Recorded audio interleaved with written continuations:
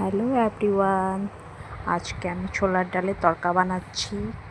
তোমরা পুরাটুকু ভিডিও দেখো আমি কেমন কেমন করে ডালটা বানাচ্ছি। আর আমি ডালটা ধুয়ে ভিজিয়ে নিয়েছি, ঘন্টার জন্য ভিজিয়ে রেখেছি।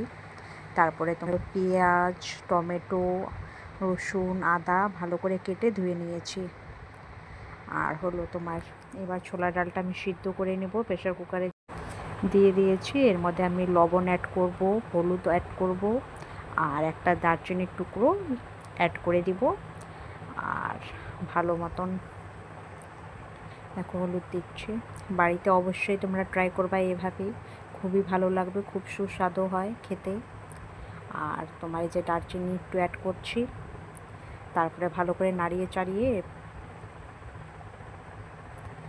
চাড়িয়ে দিব এটা।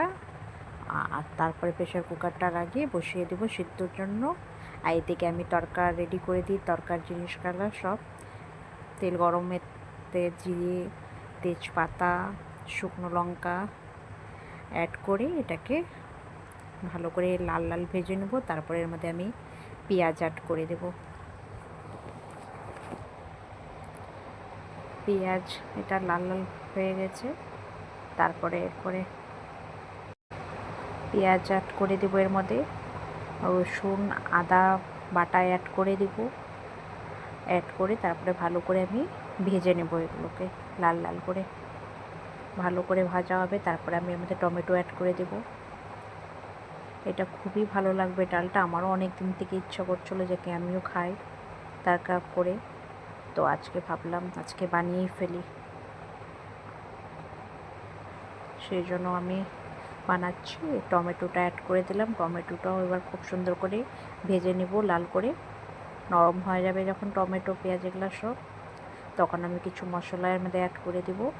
ধনে গুঁড়ো, লঙ্কা গুঁড়ো, জিরা গুঁড়ো, আর হলো হলুদ লবণ একটু কমই রাখবো, কারণ কি আমরা সিদ্ধ যখন করছিলাম ডাল তখন আমি ওর মধ্যে অ্যাড করেছিলাম। আর ভেজে নেব সুন্দর করে, যেইভাবে ভেজে নেব।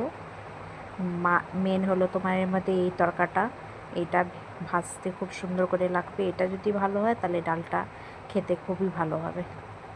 এবার আমি সিদ্ধ করা ডালটা এর মধ্যে অ্যাড করে দিলাম, আর খুব ভালো করে এটাকে ফুটিয়ে নেব। আর তারপরে একটু সামান্য চিনি দিব, চিনি দিলে একটু মিষ্টি মিষ্টি ভাব হবে, তো খেতে ভালো লাগবে। এটা তুমি লুচির সাথে খাও, ভাতের সাথে খাও, খুবই ভালো লাগবে। এই যে আমার ডাল রেডি, ডাল তরকা। অবশ্যই তোমরা দেখো ভিডিওটা।